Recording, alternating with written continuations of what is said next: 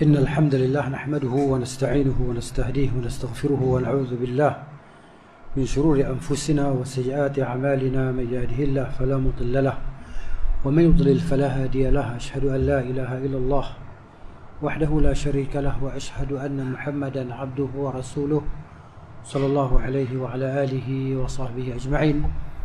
رب اشرح لي صدري ويسر لي أمري واحلل عقدة من لساني يفقهوا قولي. سبحانك لا علم لنا إلا ما علمتنا إنك أنت العليم الحكيم. نقول بالله التوفيق. Alhamdulillah, syukur kepada Allah Azza wa Jalla pada malam ini kita masih lagi dapat meneruskan salatul tarawih ataupun qiyamul lail. InsyaAllah malam ini sedikit tazkirah, peringatan berkenaan dengan La ilaha illallah, anak kunci syurga. Kalimah tauhid La ilaha illallah yang selalu kita ucapkan, ya, yang dengannya Allah Subhanahu wa taala mencipta segala-galanya, yang dengannya tertegak langit dan bumi, yang dengannya Allah Subhanahu wa taala ciptakan syurga dan neraka. Jadi sebagaimana kita maklum, setiap anak kunci ia mempunyai gigi. Okey? Kunci ni ada gigi. Maknanya kalau kita tengok kunci tak ada gigi tu macam kunci tu mana kunci yang hebatlah maksud dia kan. Dia ada sistem chip di dalam tu. Tapi hakikat dia bergigi lah. Kalau tak ada gigi kita tak boleh nak buka pintu tadi. Jadi nak masuk ke syurga dia ada pintu, dan pintunya adalah kalimah at-tauhid. Okay? Man qala la ilaha illallah, man kana akhiru kalamihi la ilaha illallah dakhala al-jannah wa in asabahu ma asabahu. Barang siapa yang akhir perkataan dia la ilaha illallah, dia pasti akan masuk syurga walaupun menimpanya apa yang menimpanya. Jadi di sini kita nak tahu secara ringkasnya apa dia gigi-gigi kunci tersebut atau gigi anak kunci tersebut. Gigi dia ada 7 lah. Ada 7 sebagaimana disimpulkan oleh sebagian ulama dalam bait syair. Dia kata ilmun yaqinun wa ikhlasun wa sidquka ma'a ma'abbatin wa inqiyadin wal qabulu laha. Ya. Jadi kunci ataupun gigi dia yang pertama adalah bila kita sebut kalimah tauhid la ilaha illallah, kita mesti sebut dalam keadaan kita tu tahu, berilmu. Sebab tu orang nak masuk Islam dia kena tahu dulu, dia belajar dulu, dia kaji tentang Islam. Nah, sebab tu Nabi SAW ketika dakwah para sahabat radhiyallahu anhum kepada Islam, Nabi cerita apakah itu Islam. Maknanya dalamnya ada nafi, ada ilmu tentang penafian, ada ilmu tentang penetapan, menafikan segala bentuk sesembahan selain daripada Allah Subhanahu wa taala dan menetapkan keesaan ataupun hanya Allah taala sahaja yang layak diibadahi dengan sebenarnya. Ya. Jadi maknanya la ma'buda bihaqqin illahu. Tiada yang layak diibadahi dengan sebenarnya kecuali Allah Subhanahu wa taala. Jadi mesti ada ilmu. Sebab tu Allah Taala kata fa'lam annahu la ilaha illallah. Ketahuilah tiada yang layak diibadahi dengan sebenarnya kecuali Allah Subhanahu wa taala. Itu ilmu, itu apa nama gigi yang pertama. Mesti ada pengetahuan tentang kalimah tauhid. Itu tiada yang layak diibadahi dengan sebenarnya kecuali Allah Subhanahu wa taala. Dalam tu ada nafi dan dalam tu ada isbat. Allah mulakan dengan nafi, kemudian diikuti dengan isbat. La ilaha. Maksud tiada yang layak disembah, yang tiada yang layak diibadahi. Maknanya nafikan semua, kosongkan dulu. Macam dewan ni, kita kosongkan, apa pun tak ada. Kosong. Kemudian selepas itu ada penetapan illa, kecuali. Maksudnya kita faham tu di sini bahawa hanya itu yang ada.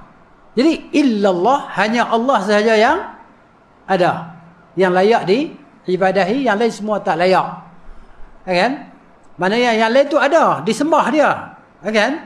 Segala berhala-berhala, segala pokok-pokok, segala batu, kan? Segala kuburan ada orang sembah.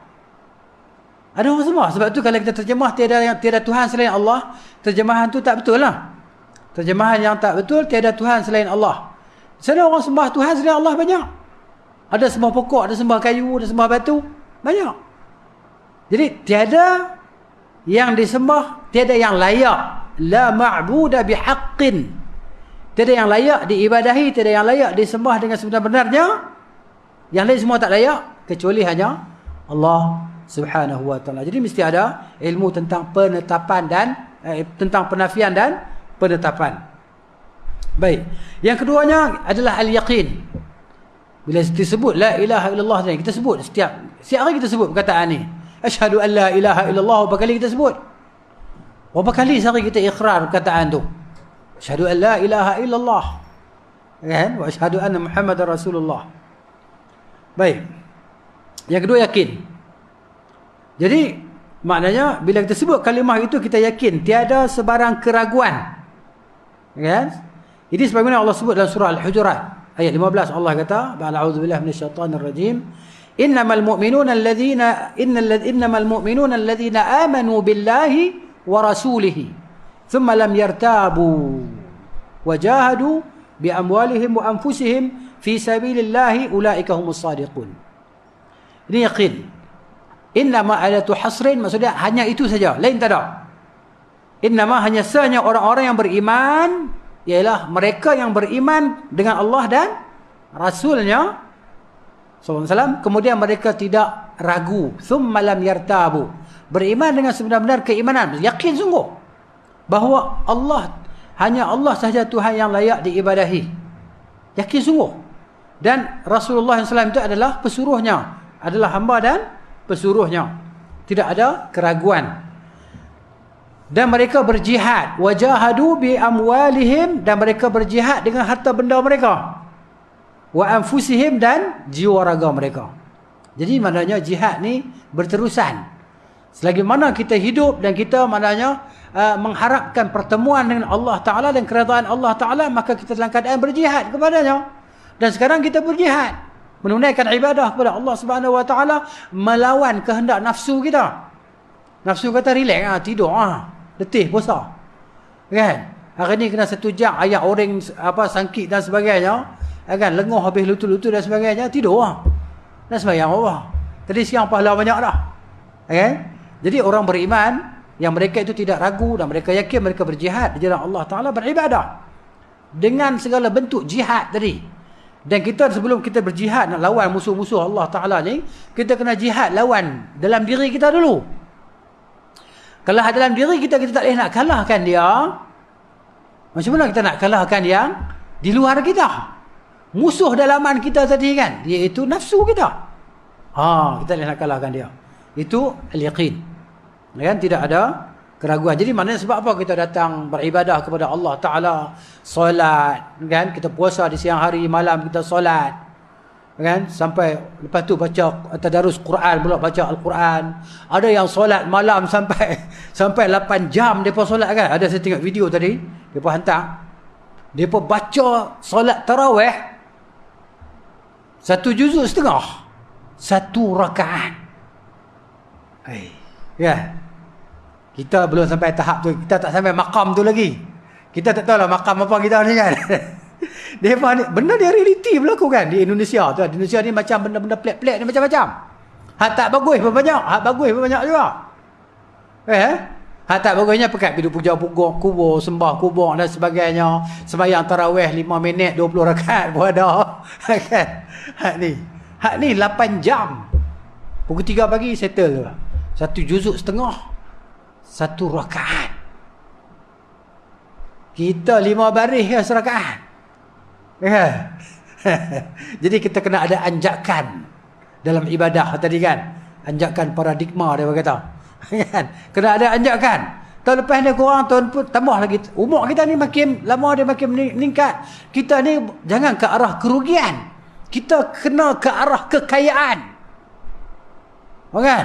Kita kena kaya. Kalau tak boleh kaya dunia tak apa, kita kaya pahala insya-Allah. Jadi maknanya, dan kita duk baca doa tu dan Allah Taala makbul doa kita insya-Allah. Okay? Allahumma inni as'aluka al-huda wat-tuqa wal-'afaf wal-ghina. Kaya. Jadi kita kena ada anjakan dalam ibadah kita, dalam kehidupan kita. Dan kita semakin hari semakin tak larat. Semakin lemah. Jadi bila usia kita yang kita rasa gagah ni, sebelum kita sampai 80-an, tapi orang 80-an pun kuat juga setengah tu. Sebahagian lah.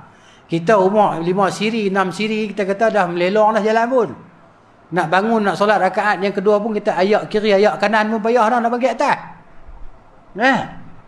Jadi Allah Ta'ala bagi macam tu. Jadi insya-Allah kan. Jadi malam ni 2 gigi je bagi ya. Masa dah 2 gigi saja, gigi depan. Nanti insya-Allah kita tambah gigi geraham lagi. Ada 7 gigi lagi. Insya-Allah kita boleh gigit dengan kuatlah. Jadi moga-moga Allah Subhanahu Wa Ta'ala berikan kepada kita kekuatan untuk menggigit. Kan? Addu 'alaiha bin nawajis. Gigit dengan gigi geraham. Kan? Iaitu sunnah Nabi SAW, supaya Allah beri kepada kita kekuatan untuk dapat menghidupkan malam Ramadan ni yang bukan main-main ni. Kan? Tetamu ni datang tiap-tiap bulan. Dia tiap-tiap bulan. Dia datang tiap-tiap tahun dan dia tak pernah tua lagi. Sejak 1400 tahun kan, yang difardukan Ramadan pada tahun yang kedua Hijrah tu kan, sampai hari ni berapa ramai dah manusia dah mati dah. Kan? Sejak Nabi sallallahu alaihi wasallam dan para sahabat, tabi'in dan seterusnya. Dan dia macam tu lah. Dia datang setiap tahun. Kan? Ada orang yang dia jumpa, ada orang yang dia tak jumpa dah. Yang dia tak jumpa dah duduk dalam tanah lah. Itulah, kita pun tak tahu bila kita duduk dalam tanah. Kan? Bila kita duduk dalam tanah lah, habis ya, ya laitani qaddamtu li hayati.